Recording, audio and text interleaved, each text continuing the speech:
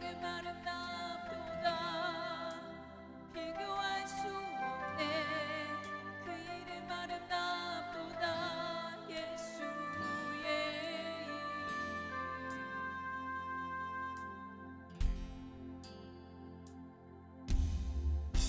우리 위에 오신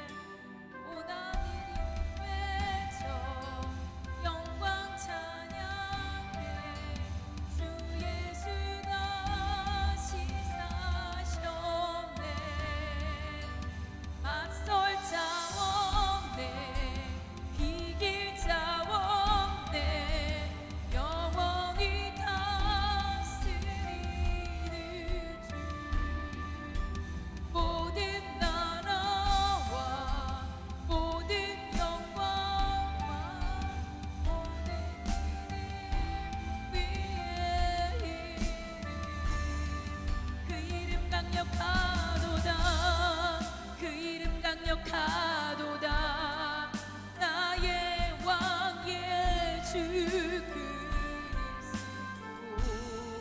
그 이름 강력하도다 대적할 자 없네 그 이름 강력하도다 예수의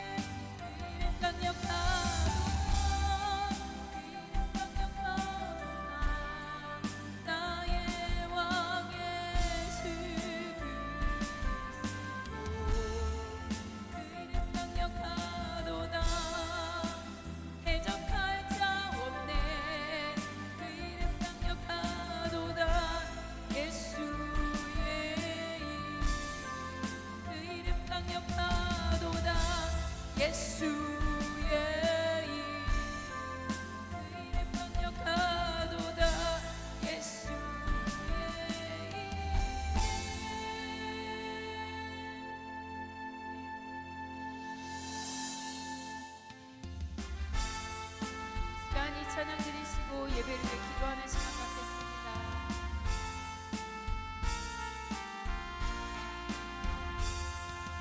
인존하신 주님 이름 앞에 모두 무릎 꿇고 다 경배해 거룩하신 주님 보좌 앞에 엎드려 절하세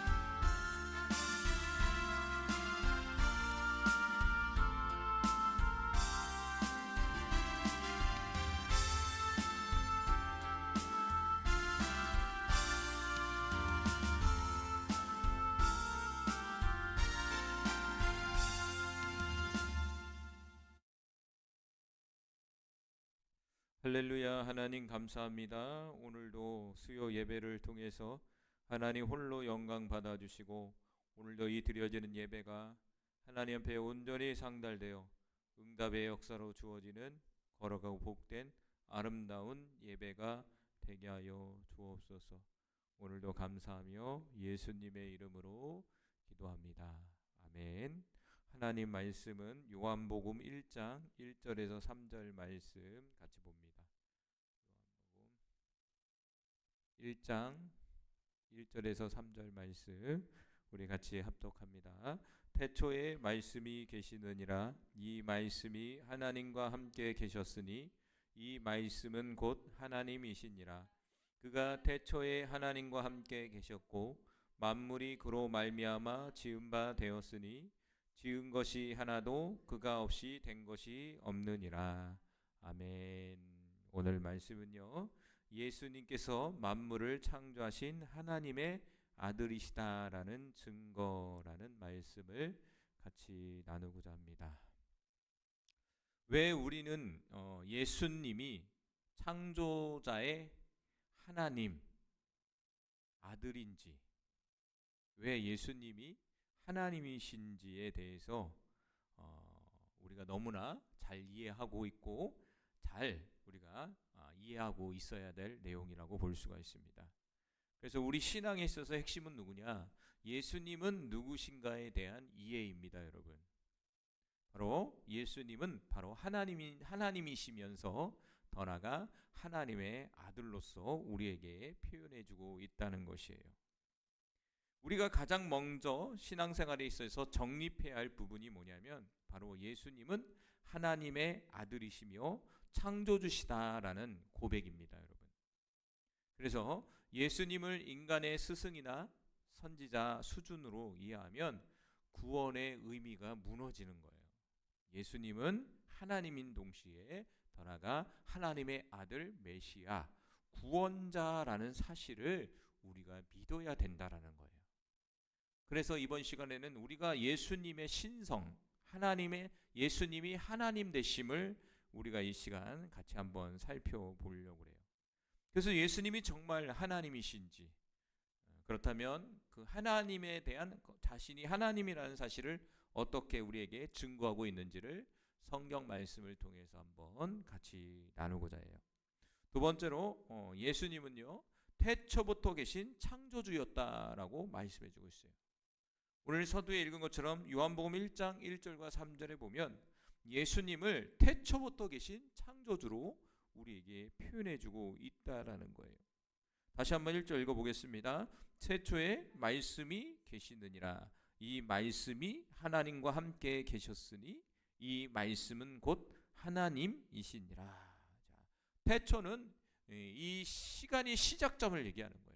시간이 시작하기 이전에 뭐가 있었냐면 말씀, 로고스가 있었다라고 말씀하면서 그 로고스 말씀이 창조주 하나님과 함께 하셨다라고 말씀하고 있다는 것이죠. 그러면서 이 말씀은 뭐라? 하나님이시다 이렇게 표현했다는 거예요. 그러니까 이 말씀 로고스는 이 요한복음 1장에 나오는 이 로고스를 무엇이라고 하냐면 바로 예수 그리스도를 말씀해 주고 있는 거죠. 그러니까 예수 그리스도가 하나님과 함께 계셨어요. 그게 말씀으로 계셨다는 거죠. 그런데 그 말씀은 누구냐? 하나님이시다라는 거예요.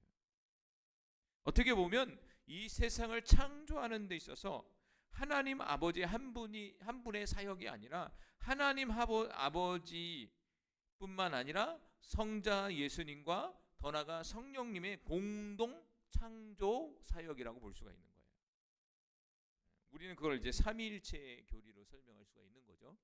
어떻게 됐든 간에 예수님은 성부, 성자, 성령 공동 사역 속에서 창조자로서의 역할을 감당하셨다라는 거예요. 그러면서 3절에 만물이 그로 말미암아 지은 바 되었다. 여기서 그는 뭐냐면 말씀을 지금 말씀해 주고 있는 거예요. 말씀을 지금 얘기하고 있는 거예요. 로고스. 그러니까 이 로고스는 예수님이라는 거죠. 만물이 그로 말미암아. 다시 말하면 이 세상에 존재하는 모든 만물은 예수님에 의해서 창조됐다라고 말씀해 주고 있는 거예요. 그러니까 예수님은 단순히 창조의 도구가 아니라 창조주이심을 보여주고 있는 거예요. 할렐루야. 이 말씀이 깨달아지십니까? 만물이 그로 말미암아 지은 바 되었으니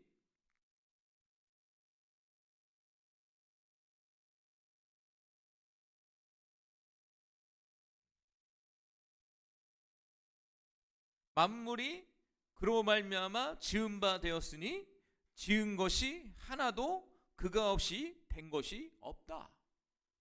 이 세상에 존재하는 모든 만물은 예수님에 의해서 창조됐다는 거예요. 예수님이 창조의 도구가 아니라 예수님이 직접 창조하셨다는 거예요. 그러니까 다시 말한다면 예수님은 창조주 하나님이시다라는 것을 말씀해 주고 있는 거예요. 우리는 예수님을 단순히 예수로 믿는 것이 아니라 예수님을 창조주 하나님으로 믿고 있는 사람들이라는 거예요. 그게 바로 성도라는 거죠. 그러면서 세 번째로 예수님은 하나님의 형상이시며 창조의 근원이다라고 말씀해 주고 있어요. 골로새서 1장 15절과 17절 말씀 같이 읽어봅니다. 그는 보이지 아니하는 하나님의 형상이요 모든 피조물보다 먼저 나신 이시니 만물이 그에게서 창조되되 하늘과 땅에서 보이는 것들과 보이지 않는 것들과 혹은 왕권들이나 주권들이나 통치자들이나 권세들이나 만물이 다 그로 말미암고 그를 위하여 창조되었고 또한 그가 만물보다 먼저 계시고 만물이 그 안에 함께 섰느니라. 이렇게 써져 있어요. 15절에 보니까 그는 보이지 않는 하나님의 형상이다. 여기서 그는 누구냐면 예수님을 말씀하시는 거예요. 예수님 당신은 보이지 않는 하나님의 형상을 가진 분이라는 거예요. 그러면서 모든 피조물보다 먼저 나셨다는 거예요.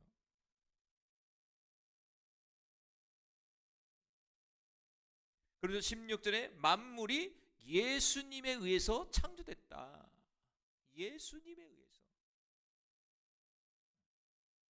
다시 말한다면 이 세계 모든 피조물의 근원은 누구다? 예수님이시다는 거예요. 예수님. 창조의 근원은 예수님이에요. 그러니까 예수님은 하나님의 형상인 동시에 창조의 근원이시고 더 나아가 창조주 하나님이라는 거죠.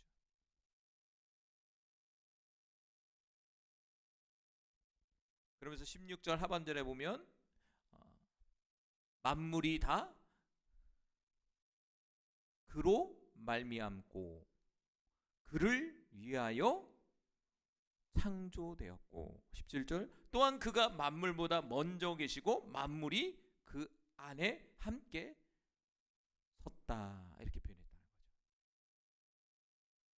자, 오늘 골로새서 1장 15절과 17절을 하나하나만 뜯어본다면 이 16절에 보면 만물이 그에게서 창조됐다 이렇게 써있잖아요. 그에게서 창조됐다는 것은 창조의 근원을 말씀하시는 거예요. 창조의 근원이 예수님이시다. 그러면서 16절 하반절에 가면 만물이 다 그로 말미암고, 그로 말미암다라는 말은 창조의 수단이에요. 창조의 수단. 그러니까 예수님을 통해서 만물이 창조됐다는 거예요. 수단을 얘기하는 거죠. 그리고 그를 위하여 창조됐다는 말은 뭐냐면 창조의 목적을 얘기하는 거예요. 목적이 뭡니까? 예수님의 영광을 위해서 존재했다. 창조됐다는 거예요. 다시 설명해 볼게요. 그에게 창조됐다는 것은 창조의 근원이 예수님이라는 말이고 그리고 만물이 다 그로 말미암고라는 이 말은 뭐냐면 예수님을 통해서 만물이 창조됐다는 창조의 수단을 우리에게 설명해 주고 있는 거고 마지막으로 그를 위하여 창조됐다는 것은 창조의 목적을 설명해 주고 있는데 이 세상의 모든 만물의 목적, 창조의 목적, 존재하는 목적은 뭐냐면 예수 그리스도의 영광이에요. 그러니까 저와 여러분도 이 세상에 존재하는 이유가 뭐냐면 예수님의 영광 때문에 존재하는 거예요. 그러니까 예수를 믿든 안 믿든 간에 모든 사람, 모든 피조물들은 예수님의 영광을 위해서 존재하는 것이다 라는 것을 골로새서 1장 15절과 17절에서 말씀해 주고 있는 거예요. 그래서 예수님은요 피조물이 아니라 피조물을 창조하신 창조주라는 사실을 우리에게 지금 드러내고 있는 거예요. 뭐라고요? 피조물이 아니라 창조주 하나님이에요. 이단 사이비 중에 예수님을 첫째 피조물로 비유하는 사람들이 있어요. 그런데 예수님은 피조물이 아니에요. 창조주지. 예수님을 피조물로 얘기하는 사람들이 있다면 그 사람과 가까이 하면 안 됩니다. 우리 주위에 가까운 이단들이 그렇게 주장을 해요. 그래서 초대교회도 예수님을 하나님으로 받아들이지 않아서 많은 신학적 논쟁이 있었고 그들을 이단으로 정죄했어요. 그래서 오늘날 기독교가 그렇게 가고 있는 거죠.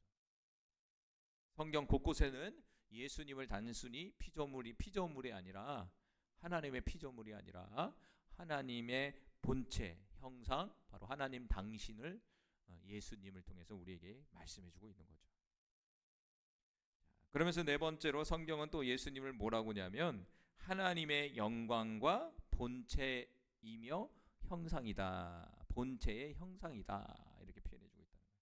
자, 히브리서 1장 2절과 3절 말씀 같이 또 읽어봅니다.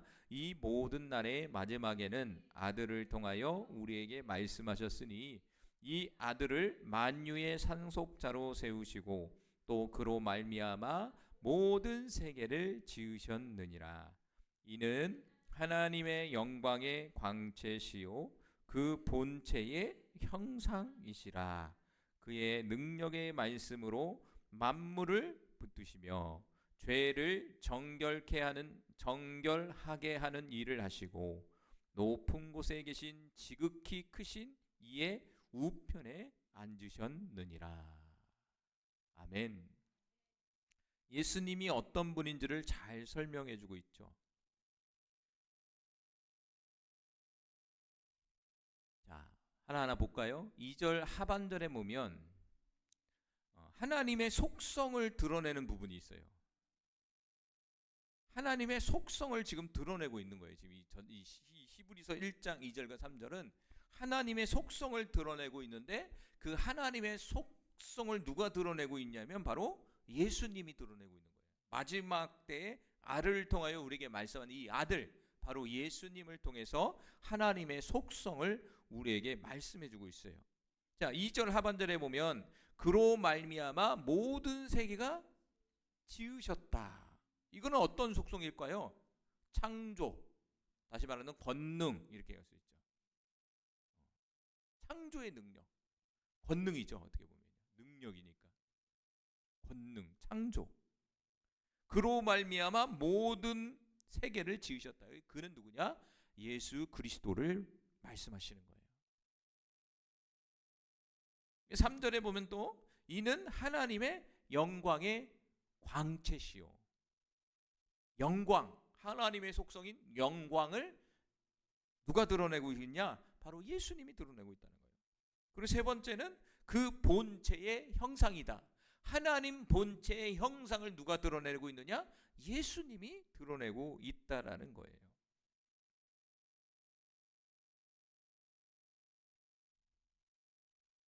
그러면서 오늘 본문에서는 아버지 하나님과 동등한 위격 속에서 창조의 사역을 이끌고 있다는 사실을 또한 우리에게 드러내고 있다는 것이죠. 그러면서 이 3절 하반절에 그의 능력의 말씀으로 만물을 붙드시고 있다라는 거예요. 누가? 예수의 말씀이 이 우주 만물을 붙들고 있다는 거예요. 그러니까 어떻게 보면 예수님은 뭡니까? 뭐라는 얘기예요? 지금 여기서 하나님의 아들인 동시에 바로 창조주 하나님이시다라는 것을 지금 드러내고 있는 거예요. 다시 말한다면 우리의 구원자라는 얘기예요. 3절 하반절에 보면은 만물을 붙드시고 떠나가 죄를 정결케 하는 일을 하셨다. 이렇게 써 있어요. 죄를 정결케 했다는 것은 죄 사함을 선언하시는 분이에요. 그 부분은 이제 죄 사함에 대해서 좀 뒤로 갈게요. 근데 살짝 얘기한다면 오직 죄를 사하시는 분은 누구입니까? 하나님 한 분이에요. 그런데 예수님께서 죄 사함의 권세를 가졌다는 거예요. 그럼 뭐예요? 예수님은 하나님이라는 얘기죠. 저와 여러분은 이런 얘기를 많이 듣고 그리고 그걸 믿기 때문에 쉽게 와닿지만 믿지 않는 사람들에게는 상당한 난제였던 거예요. 많은 초대교회와 중세교회의 많은 논란 속에서 지금의 신학 체계와 지금의 신앙 교리가 발전해서 우리는 쉽게 이렇게 얘기했지만 처음에 때는 엄청난 논쟁들과 많은 사람들이 죽어나갔어요. 싸움이 일어나갖고 축복받은 세대죠, 사실은요. 모든 게 정립이 돼서 이제 그 정립 가운데 우리가 신앙생활을 하고 있으니까. 그래서 하나님이 아니면 구원자가 될 수 없다는 얘기예요. 하나님이 되셔야 구원을 할 수 있는 거죠. 오늘 본문에서도 바로 예수님은 하나님이시기 때문에 우리의 죄를 사해주고 구원해 주실 수 있다는 사실을 우리에게 지금 보여주고 있는 거죠. 그래서 예수님의 신성, 하나님 되심을 우리가 깊이 이해할 필요가 있는 거예요. 그래서 성경 곳곳에서는 예수님이 하나님 당신이다라는 것을 표현해 주고 있어요. 그래서 다섯 번째는 예수님의 신성을 보여주는 여러 사건들이 성경에서 나와요. 특별히 사복음서에서 예수님의 기적과 표적이 얼마나 많이 나타나는지 몰라요. 그것은 뭐냐면 예수님이 하나님이시다. 예수님의 신성을 우리에게 보여주시기 위해서 그런 표적과 이적의 사건들을 기록해 놓은 거예요. 첫 번째는 예수님의 신성을 보여주는, 예수님이 하나님이라는 사실을 보여주는 사건이 뭐냐면 앞 좀 전에 얘기한 것처럼 죄사함의 권세를 선포하는 사건이 나와요. 마가복음 2장 5절과 7절 말씀 같이 읽어봅니다. 예수께서 그들의 믿음을 보시고 중풍병자에게 이르시되 작은 자야 내 죄사함을 받았느니라 하시니 어떤 서기관들이 거기 앉아서 마음에 생각하기를 이 사람이 어찌 이렇게 말하는가 신성모독이로다 오직 하나님 한 분 외에는 누가 능히 죄를 사하겠느냐. 아주 중요한 말이에요. 하나님 한 분만이 죄를 사해 줄 수가 있는 거예요. 그런데 오늘 본문에서는 누가 죄를 사해 줬느냐? 바로 예수님이 죄를 선포해 줬다. 죄 사함을 선포하셨다는 거예요. 그런 역설적으로 보면은 유대인들이 그것을 반발하면서 그 마음을 품고 얘기한 거잖아요. 결국에는 죄 사함이 이루어졌다는 것은 예수님이 누구라는 거예요? 하나님이라는 사실을 여기서 드러내고 있는 거예요. 다만 여기 나오는 이 서기관들은 그것을 믿지 않은 거죠. 작은 자야 내 죄 사함을 받았다. 죄 사함의 선포의 권세를 갖고 있는 분이 하나님이라는 얘기죠. 그러니까 하나님 당신이 바로 예수님 당신이 하나님이다라는 사실을 지금 드러내고 있는데 서기관들은 깨닫지를 못하는 거야. 그래서 죄를 용서하는 권세는 오직 하나님께만 속한 것이다라는 거예요. 예수님께서 죄 사함을 선언했다는 것은 그분이 하나님이라는 사실을 명백하게 증거하고 있는 거예요. 이 사건이 지금 참 재밌죠, 이 말씀이. 두 번째는 자연과 이 세상에 존재하는 조물이 하나님의 그 예수님의 절대적인 권세 앞에 굴복을 하는 거예요. 조물이라는 것은 이 세상에 만들어진 모든 것들을 얘기하는 거예요.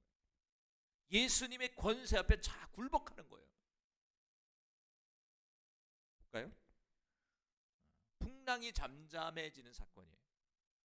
마가복음 4장 39절과 41절에 보면 예수께서 깨어 바람을 꾸짖으시며 바다더러 이르시되 잠잠하라 고요하라 하시니 바람이 그치고 아주 잔잔하여지더라. 이에 제자들에게 이르시되 어찌하여 이렇게 무서워하느냐 내가 어찌하여 믿음이 없느냐 하시니 그들이 심히 두려워하여 서로 말하되 그가 누구기에 바람과 바다도 순종하는가. 41절에 보면 제자들의 말을 봐야 돼요. 그가 누구기에 바람과 바다도 순종하는가. 누구여야지만이 순종할 수 있다는 거예요. 바람과 바다가 누구 앞에 순종하는 거예요? 하나님 앞에 순종하는 거죠. 하나님 창조주 하나님인데. 그런데 예수님께서 뭐라고 했습니까? 39절에 바람을 꾸짖었다. 그리고 바다를 향해서 잠잠하라 고요하라 선포하셨다라는 거예요. 그런데 그 결과가 그렇게 됐다는 얘기죠. 제자들의 입술을 통해서 예수님이 하나님이시다라는 것을 드러내고 있는 거죠. 이 우주 만물, 이 자연 세계가 그분의 말 앞에, 그분의 선포 앞에 굴복해 버리는 거예요. 왜냐하면 그분에 의해서 이 우주 만물이 창조됐기 때문에 그래요. 믿어지는 역사가 나타나길 바랍니다. 또 성경에 보면은 예수님이 물 위를 거는 사건이 나와요. 물 위를 걸어와요. 물 위를 걸어왔다는 것은 자연의 법칙을 초월한 창조주 하나님의 권능을 보여주고 있는 거예요. 물 위를 걸어왔다. 우리가 걸어갈 수 있습니까? 아니요. 물에 빠져요. 자연의 법칙은요. 그런데 자연의 법칙을 거스린 거예요. 자연의 법칙 위에 계시는 거예요. 권능이죠, 이게.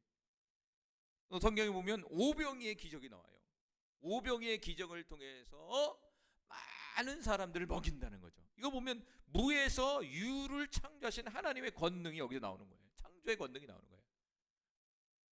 남자만 5,000명. 오병이의 기적. 절대 현실 세계에서 일어날 수가 없는 거죠. 물리적인 이 법칙에서는 절대 이루어질 수 없는 일이에요, 이게. 그런데 오병이의 창조의 기적이 이 성경에서 나타난다는 거예요. 누구를 통해서? 예수님을 통해서. 이걸 통해서 우리는 알 수 있는 것은 창조주만이 창조의 세계를 다스릴 수 있는 거죠. 그러니까 이 창조주가 누구입니까? 바로 예수님이라는 사실을 우리에게 지금 선포하고 계시는 거예요. 그러니까 신약 성경은 예수가 그리스도 메시아다라는 그 얘기, 니꼬르는 뭘 얘기한? 니꼬르는 뭐냐? 창조주 하나님이시다라는 걸 얘기하고 있는 거예요. 예수님은 하나님이십니다. 일곱 번째로 예수님이 신성 중에서도 예수님이 창조주 하나님이라는 이유가 뭐가 있냐면 바로 죽음을 이기신 부활 사건이에요. 부활. 이것은 최고의 신성의 증거예요. 예수님이 하나님이라는 확실한 증거가 부활이에요. 사실 죽은 자가 살아난다는 것은 우리가 이해할 수 없는, 죽으면 끝나는 거예요. 물질의 세계는요. 그 누구도 죽으면 끝나는 거예요. 그러나 예수님은 부활하셨다는 거예요. 요한복음 11장 25절 말씀 읽어봅니다. 시작. 예수께서 이르시되 나는 부활이요 생명이니 나를 믿는 자는 죽어도 살겠고. 자, 예수님 당신을 무엇으로 표현합니까? 나는 부활이다. 나는 부활이다. 그 증거를 어떻게 했냐면 마가복음 16장 6절에 본인이 직접 부활하셨어. 그래서 본인이 직접 부활이라는 사실을 드러내 주셨다는 거예요. 자, 읽어봅시다. 청년이 이르되 놀라지 말라. 너희가 십자가에 못 박히신 나사렛 예수를 찾는구나. 그가 살아나셨고 여기 계시지 아니하니라. 보라, 그를 두었던 곳이니라. 예수님이 십자가에 죽으셨단 말이에요. 그런데 예수님은 어떻게 했냐? 살아나셨다는 거예요. 살아나셨다는 거예요. 이게 천사가 나타나는 장면이거든요. 청년이라는 것은 청년의 모습을 한 천사예요.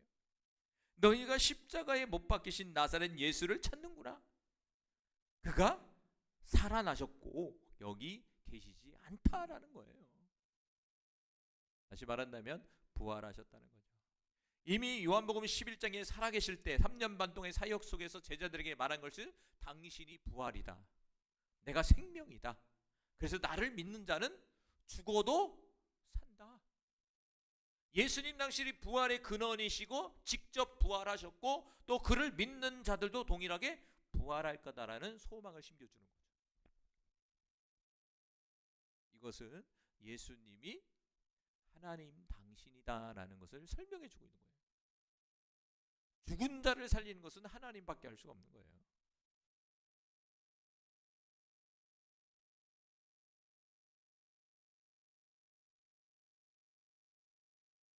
여덟 번째로 또 예수님을요 성경에 보면요 하나님의 아들로서 표현해 주고 있다는 거예요. 그러니까 하나님의 아들이라는 말은 하나님이라는 얘기예요. 성경에서. 그래서 첫 번째로 하늘의 선언이 있었어요. 하늘로부터 예수님을 하늘이 예수님을 증거했어요. 자, 마태복음 3장 17절 말씀 읽어봅니다. 시작. 하늘로부터 소리가 있어 말씀하시되 이는 내 사랑하는 아들이요 내 기뻐하는 자라 하시느니라. 마태복음 3장 17절은 예수님이 공생의 사역을 시작할 때 세례 요한에게 나타나서 세례를 받을 때 하늘의 문이 열리고 하늘의 음성이 들리는 사건이에요. 내 사랑하는 아들이요 내 기뻐하는 자라. 하늘에서 예수님을 하나님의 아들로 선포하고 있는 거예요. 그것은 하나님 당신이 예수님을 하나님으로 인정해 주시는 거예요. 마태복음 이 음성이요. 마태복음 17장 5절에 나와요. 또 나와요. 여기서는 변화산에 올라가서 이 음성이 들려져요. 자, 읽어봅니다. 말할 때 호련히 빛난 구름이 그들을 덮으며 구름 속에서 소리가 나서 이르되 이는 내 사랑하는 아들이요 내 기뻐하는 자니 너희가 그의 말을 들으라 하시는지라. 야, 변화산에서도 소리가 들린 거예요. 어떤 소리? 내 사랑하는 아들이요 내 기뻐하는 자다라는 소리가 들렸다는 얘기예요. 세례를 받을 때도 하나님께서 하늘로부터 하나님의 아들로서 증언하셨고, 오늘 변화산에서도 예수님이 하나님의 아들이라는 증언을 해주신 거예요. 마태복음 17장 5절 말씀 좀 하나 좀 더 살펴보면, 자, 하나님께서 뭐라면 첫 번째로 예수님을 내 사랑하는 아들이다 이렇게 표현했다는 거예요. 아들은 뭡니까? 바로 신원을 확인해 주는 거예요. 신원 확인 뭔지 알죠? 내가 누군지 존재적 의미예요.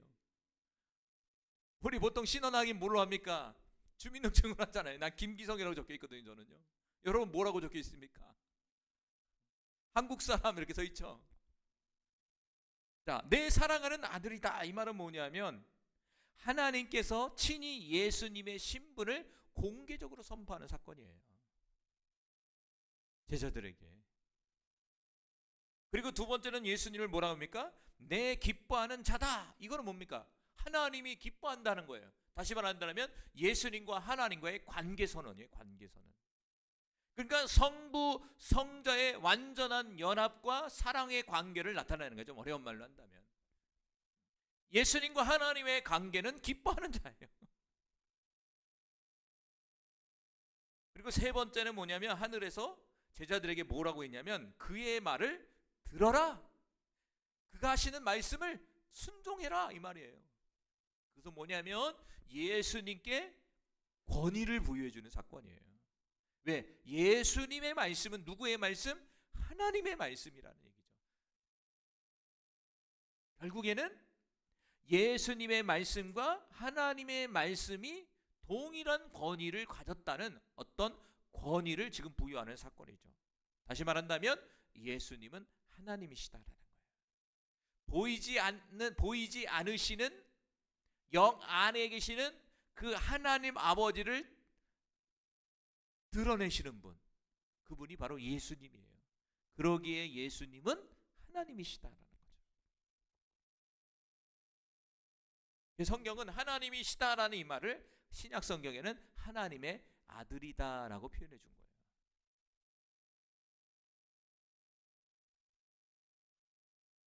그리고 사도들의 증언도 나와요. 특별히 베드로의 고백. 마태복음 16장 16절 말씀도 봅니다. 시몬 베드로가 대답하여 이르되 주는 그리스도시요 살아계신 하나님의 아들이시니이다. 유명한 말이죠. 그 시대에 예수님은 도대체 누구냐? 이런 논쟁이 막 소문이 퍼진 것 같아요.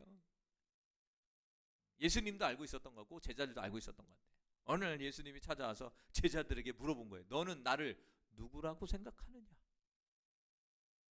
그때 아주 씩씩하고 용감한 나서기 좋아하는 베드로가 대번에 얘기하죠. 주는 그리스도시요 살아계신 하나님의 아들입니다. 먼저 선빵을 날린 거예요. 다른 제자보다 먼저 앞서서 더 기원받기, 더 사랑받기 위해서 그냥 더 앞서 질러버린 거예요. 근데 그 말이 맞는 거죠. 예수님은 그리스도이십니다.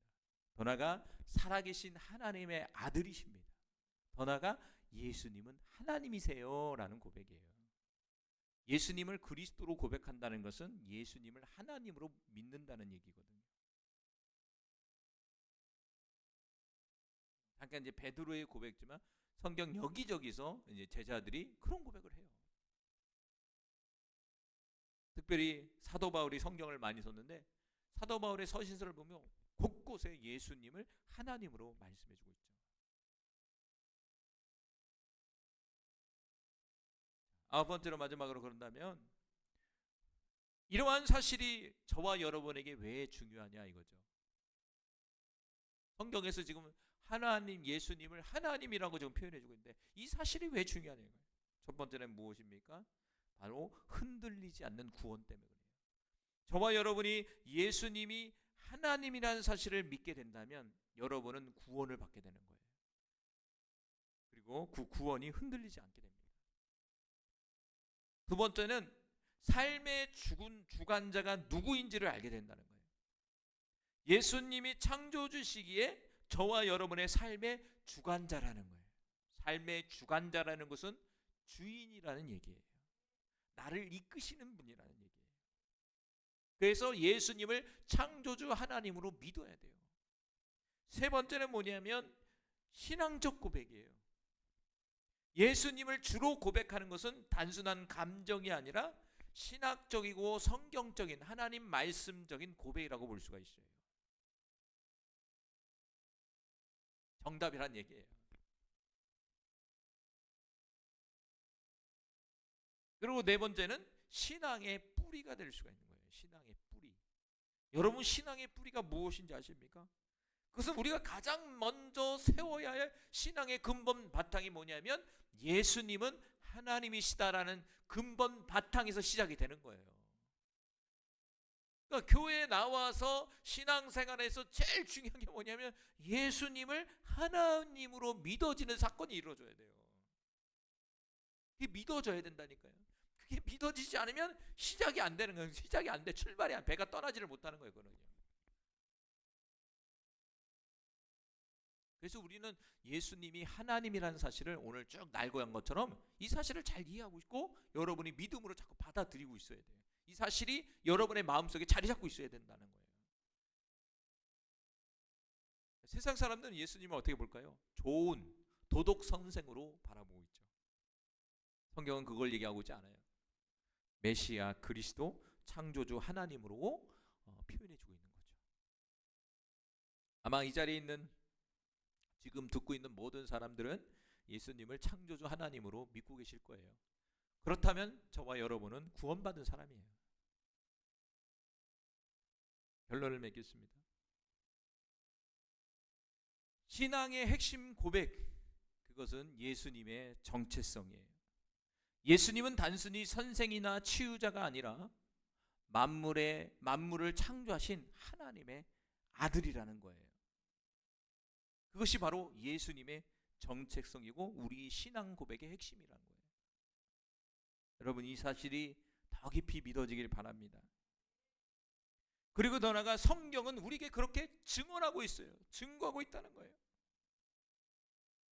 성경 전체가 예수님의 신성, 예수님이 하나님이다라는 사실을 분명하게 증거하고 있다는 거예요.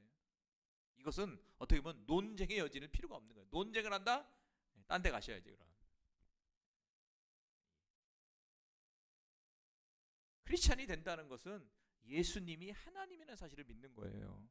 여러분 정말 예수님을 하나님으로 믿고 계십니까? 세 번째는 우리 신앙에 있어서 신뢰, 믿음의 대상이 되는 거예요. 우리가 예수님을 믿을 때 우리는 창조주 하나님을 신뢰하고 따를 수가 있는 거예요. 왜? 예수님이 창조주 하나님이기 때문에. 예수님을 창조주 하나님으로 믿는 자들이 창조주 하나님을 신뢰하고 따를 수 있는 거예요. 결국 예수님을 따르는 것이 창조주 하나님을 따르는 것과 같은 거예요. 이게 바로 우리의 믿음인 거죠. 우리 신앙의 핵심 고백이라고 볼 수가 있어요. 예수님의 정체성을 깨닫고 그리고 성경에서 말하는 그 증거를 우리가 바라보고 더 나아가 그 증거를 내가 믿음으로 말미암아 순종하며 살아가는 삶. 이것이 우리 신앙의 핵심인 거예요. 그래서 오늘 말씀은 같이 읽어볼까요? 예수님은 창조주 하나님이십니다 라는 거예요. 우리 같이 고백해봅시다. 주는 그리스도시요 살아계신 하나님의 아들이십니다. 한 번 더. 주는 그리스도시요 살아계신 하나님의 아들이시니이다. 한 번 더. 주는 그리스도시요 살아계신 하나님의 아들이십니다. 할렐루야. 이 고백 위에 우리 모든 신앙이 세워지길 바랍니다. 예수님의 신성을 믿는 것이 바로 구원의 시작이며 평생 신앙의 기초가 된다는 사실을 믿고, 다시 한번 우리가 예수님이 창조주 하나님의 사실을 고백하며 또한 그렇게 붙들고 믿으며 살아가는 우리 모두가 되기를 간절히 소망합니다. 기도합니다. 할렐루야. 하나님 감사합니다. 예수님은 창조주 하나님이십니다. 이 세상을 창조하신 분이십니다. 보이지 않는 하나님의 본체 형상이십니다. 예수님은 그 보이지 않는 하나님이 인간의 모습으로 오신 하나님이십니다. 오늘도 그 예수님을 바라봅니다. 그 예수님의 하나님 되심을 믿습니다. 오늘도 하나님을 믿고 예수님을 의지하는 모든 심령 속에 위로와 평강을 더하여 주시고, 예수님을 하나님으로 믿고 고백하는 모든 이들에게 창조의 역사, 은혜의 역사, 구원의 역사가 온전히 나타나게 하여 주옵소서. 무엇보다 예수님을 나의 구원자, 나의 하나님으로 받아들일 수 있는 우리 모두가 되게 하여 주시고, 그리하여 예수 믿어 구원받는 온전하고 완전한 하나님의 자녀가 되어서 이 땅 가운데 순종하며 살아가는 주의 온전한 자녀들이 되게 하여 주옵소서. 오늘도 감사하며 예수님의 이름으로 기도합니다. 아멘. 우리 이 시간 주여 한번 부르고 자유롭게 기도하면서 돌아갑니다. 주여.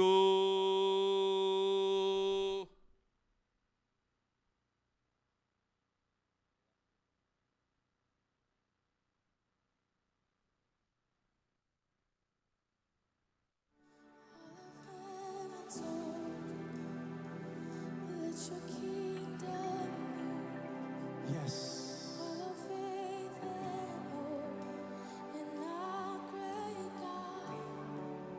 Say, let the heavens open tonight in this place. Let your kingdom move. Our faith and our hope is in our great God.